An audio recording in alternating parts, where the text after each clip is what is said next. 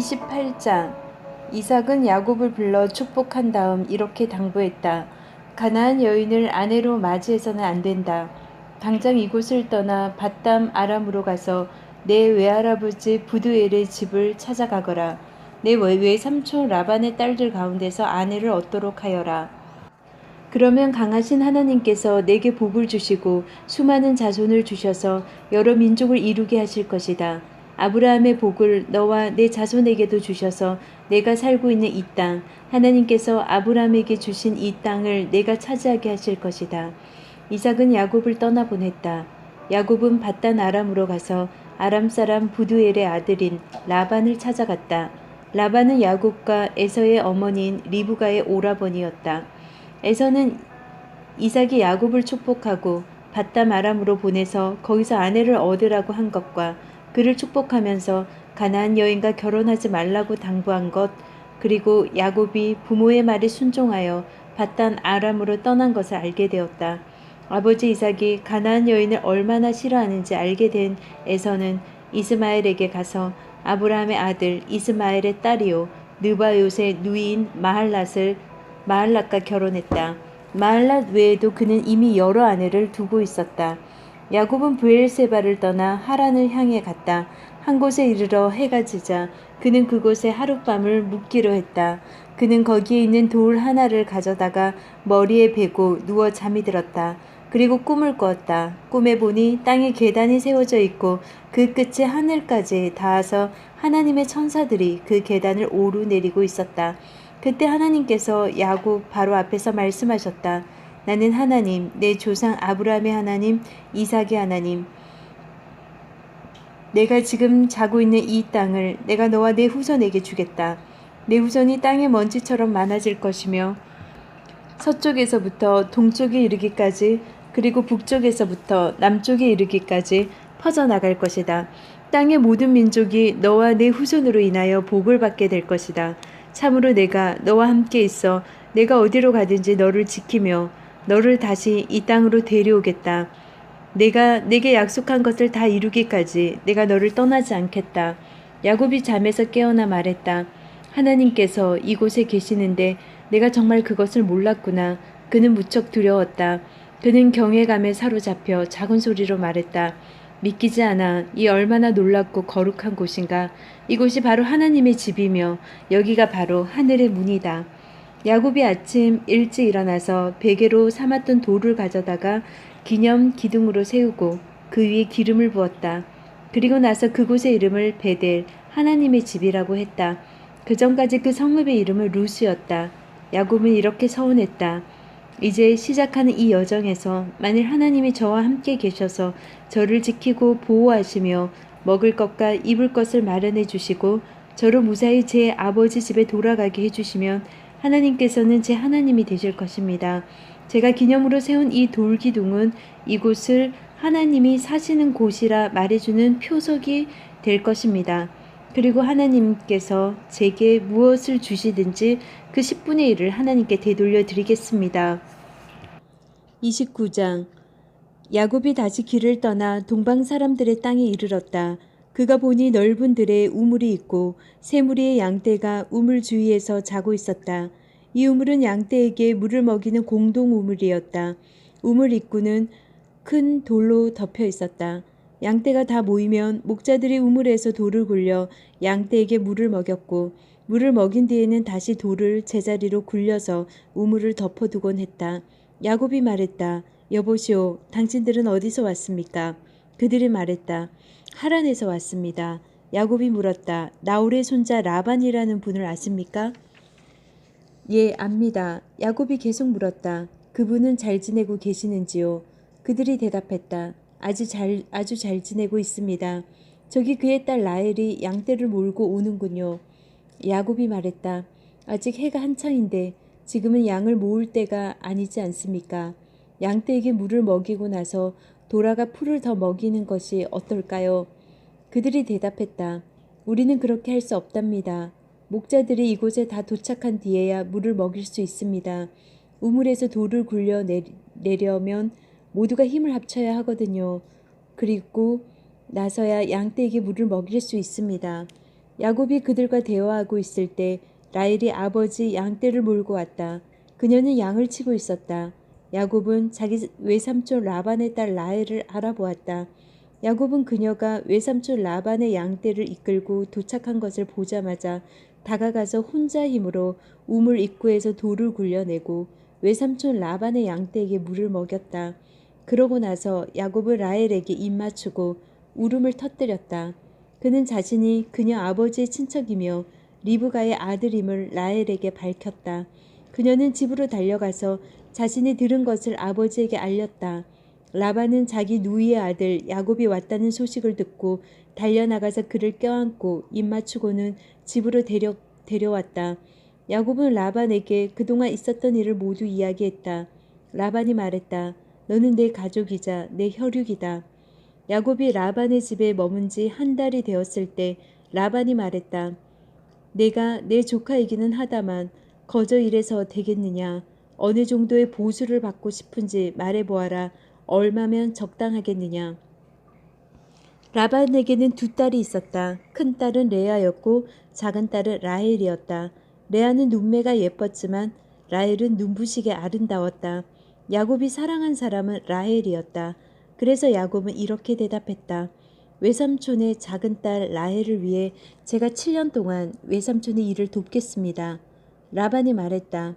그 아이를 낯선 사람과 결혼시키느니 내게 주는 것이 훨씬 낫겠다. 좋다. 여기 내 집에 머물러라. 그리하여 야곱은 라헬을 위해 7년 동안 일했다. 그러나 그가 그녀를 몹시 사랑했으므로 7년이 수일처럼 여겨졌다. 마침내 야곱이 라반에게 말했다. 제가 일하기로 약속한 기한을 다 채웠으니 이제 제 아내를 주십시오. 저는 당장이라도 결혼할 준비가 되어 있습니다.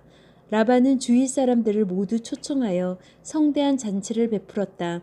하지만 저녁이 되자 그는 자기 딸 레아를 데려다가 신방에 들여보냈고 야곱은 그녀와 잠자리를 같이 했다. 라반은 여종 실바를 딸 레아에게 몸종으로 주었다. 아침이 되어 보니 신방에 레아가 있었다. 야곱이 라반에게 따져 물었다. 제게 무슨 일을 하신 겁니까? 제가 라헬을 얻겠다고 이 모든 기간을 일한 것이 아닙니까? 외삼촌은 어째서 저를 속이셨습니까? 라반이 말했다. 우리 지역에서는 그런 식으로 하지 않는다네. 작은 딸을 큰 딸보다 먼저 결혼시키는 법이 없지. 신혼 첫 주를 즐기게. 그러면 다른 딸도 자네에게 주겠네. 그러나 그 값으로 7년을 더 일해야 할 것이네. 야곱은 그렇게 하기로 했다. 신혼 첫 주를 지내자 라반은 자기 딸 라헬을 야곱에게 주어 그의 아내가 되게 했다. 라반은 여종 비라를 딸 라헬에게 몸종으로 주었다. 야곱은 라헬과 잠자리를 같이 했다. 야곱은 레아보다 라헬을 더 사랑했다. 그가 다시 7년 동안 라반을 위해 일했다. 하나님께서 레아가 사랑받지 못하는 것을 아시고 그녀의 태를 열어주셨다. 그러나 라헬은 아이를 갖지 못했다.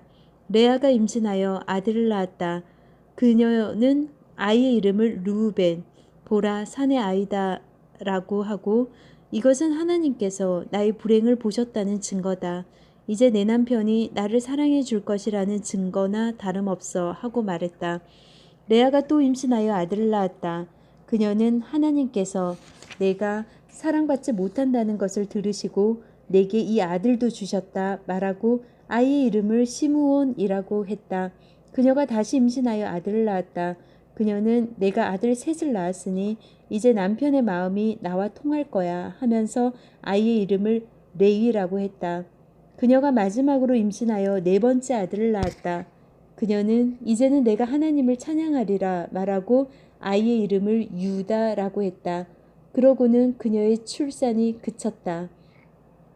30장 라헬은 자신이 야곱의 아이를 낳지 못함을 깨닫고 언니를 시샘했다. 그녀가 야곱에게 말했다.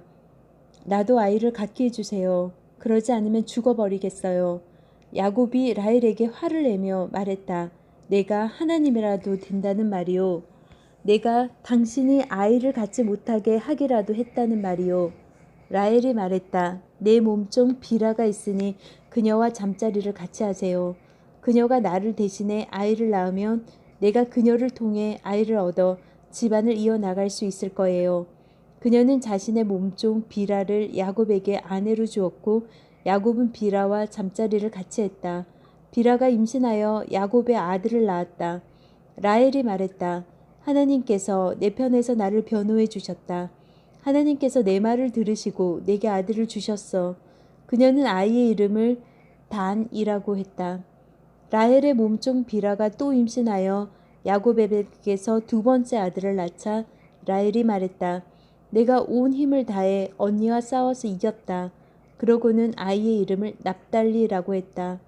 레아는 자신이 더 이상 아이를 낳을 수 없다는 것을 알고 자신의 몸종 실바를 야곱에게 아내로 주었다. 실바가 야곱의 아들을 낳자 레아가 참 다행이구나 하고 말하면서 아이의 이름을 갓이라고 했다. 레아의 몸종 실바가 야곱에게서 두 번째 아들을 낳자 레아가 참 행복한 날이다. 여자들이 나의 행복을 보고 축하해 줄 거야 하고 말했다. 그러고는 아이의 이름을 아셀이라고 했다. 밀 수확이 있던 어느 날 르우벤이 들에서 합 한 채를 발견하고는 그것을 집으로 가져와 자기 어머니 레아에게 주었다. 라헬이 레아에게 물었다. 언니의 아들이 가져온 합 한 채를 좀 얻을 수 있을까요? 레아가 대답했다. 내게서 남편을 빼앗아 간 것으로 부족하더냐. 그래서 이제는 내 아들이 가져온 합 한 채까지 원하는 거냐. 라헬이 말했다. 좋아요. 언니의 아들이 가져온 사랑의 열매를 얻는 대신에 오늘 밤 그이가 언니와 잠자리를 같이 하게 해주지요. 그날 저녁에 야곱이 들에서 돌아오자 레아가 그를 맞이하며 말했다. 오늘 밤에는 나와 잠자리를 같이 해요. 내 아들이 구해온 합 한 채를 주고 당신과 하룻밤을 보내기로 했어요. 그래서 야곱은 그날 밤 레아와 잠자리를 같이 했다. 하나님께서 레아의 말에 귀 기울여 주셔서 레아가 임신하여 야곱에게서 다섯 번째 아들을 낳았다. 그녀가 말했다. 내 몸종을 남편에게 주었더니 하나님께서 내게 갚아주셨다. 그녀는 아이의 이름을 이사갈이라고 했다. 레아가 또 임신하여 야곱에게서 여섯 번째 아들을 낳고는 하나님께서 내게 큰 선물을 주셨다. 내가 아들을 여섯을 낳았으니 이제는 남편이 나를 존중해 줄 거야 하고 말했다. 그녀는 아이의 이름을 수블론이라고 했다. 그녀는 마지막으로 딸을 낳고 아이의 이름을 디나라고 했다. 그때 하나님께서 라헬을 기억하셨다. 하나님께서 그녀의 말에 귀 기울이시고 그녀의 태를 열어주셨다. 그녀가 임신하여 아들을 낳고는 하나님께서 나의 수치를 없애주셨다 하고 말했다. 그녀는 하나님께서 내게 아들을 하나 더 주시면 좋으련만 하고 기도하며 아이의 이름을 요셉이라고 했다. 라헬이 요셉을 낳은 뒤에 야곱이 라반에게 말했다. 제가 고향으로 돌아가게 해 주십시오. 장인어른을 섬기고 얻은 제 아내들과 자식들을 제게 주십시오. 제가 장인어른을 위해 얼마나 열심히 일했는지 장인어른도 잘 아십니다. 라반이 말했다. 맞는 말이네. 내가 점을 쳐보니 하나님께서 자네 때문에 내게 복을 주셨다는 것을 알겠더군. 그러고는 이렇게 말을 이었다. 내가 얼마를 주면 좋을지 정해보게. 내가 자네에게 주겠네. 야곱이 대답했다. 제가 한 일이 장인어른께 얼마나 가치가 있었는지, 제가 장인어른의 가축을 돌보는 동안 가축이 얼마나 불어났는지 장인어른도 잘 아십니다. 제가 여기 왔을 때만 해도 장인어른의 재산이 보잘것없었으나 이제는 크게 불어났습니다. 제가 한 모든 일이 장인어른께는 복이 되었습니다. 이제는 제가 제 가족을 위해 무언가를 해야 하지 않겠습니까? 그래, 내가 자네에게 무엇을 해주면 되겠나? 야곱이 말했다. 아무것도 해주지 않으셔도 됩니다. 다만 이렇게 하면 어떻겠습니까? 제가 목장으로 돌아가서 장인어른의 가축들을 돌보겠습니다. 오늘 모든 가축들을 샅샅이 살펴서 얼룩지거나 점이 있는 양과 검은 새끼 양과 점이 있거나 얼룩진 염소들을 골라내십시오. 그것들이 제 품삯이 될 것입니다. 그리하면 장인어른께서 제 품삯을 조사하실 때 저의 정직함을 확인하실 수 있을 것입니다. 장인어른께서 얼룩지지 않고 점이 없는 염소나 검지 않은 양을 발견하시면 제가 그것을 훔친 것으로 아셔도 좋습니다. 라반이 말했다. 좋네. 그렇게 하지. 그러나 라반은 그날로 얼룩지고 점이 있는 수염소와 얼룩지고 점이 있는 암염소와 검은 양과 흰색 기미가 도는 가축까지 모두 가려내어 자기 아들들 손에 맡겨 돌보게 했다. 그런 다음 자신과 야곱 사이에 사흘 거리를 두었다. 그동안 야곱은 라반의 남은 가축들을 돌보았다. 야곱은 미루나무, 감복숭아나무, 버즘나무의 싱싱한 가지들을 꺾어다가 껍질을 벗겨 흰 줄무늬가 드러나게 했다. 그는 껍질을 벗긴 가지들을 가축대가 물을 먹으러 오는 여물통 앞에 세워두었다. 짝짓기 때가 된 가축들이 물을 마시러 와서 줄무늬가 있는 나뭇가지들 앞에서 짝짓기를 했다. 그렇게 짝짓기를 한 것들은 줄무늬가 있거나 점이 있거나 얼룩진 새끼들을 낳았다. 야곱은 암양들을 라반의 양떼 가운데서 검은 빛이 도는 양들 앞에 두었다. 그는 이런 식으로 양떼를 구분해 자신의 것으로 가려내어 라반의 양떼와 섞이지 않게 했다. 튼튼한 가축들이 짝짓기를 할 때면 그 가축들이 볼 수 있도록 여물통 앞에 가지들을 세워 놓아 그 앞에 짝짓기를 하게 했다. 그러나 약한 가축들 앞에는 그 가지들을 세워두지 않았다. 그리하여 약한 것들은 라반의 것이 되고 튼튼한 것들은 야곱의 것이 되었다. 야곱은 점점 더 부자가 되었다. 낙타와 나귀는 말할 것도 없고 상당히 많은 양떼와 종들을 손에 넣게 되었다.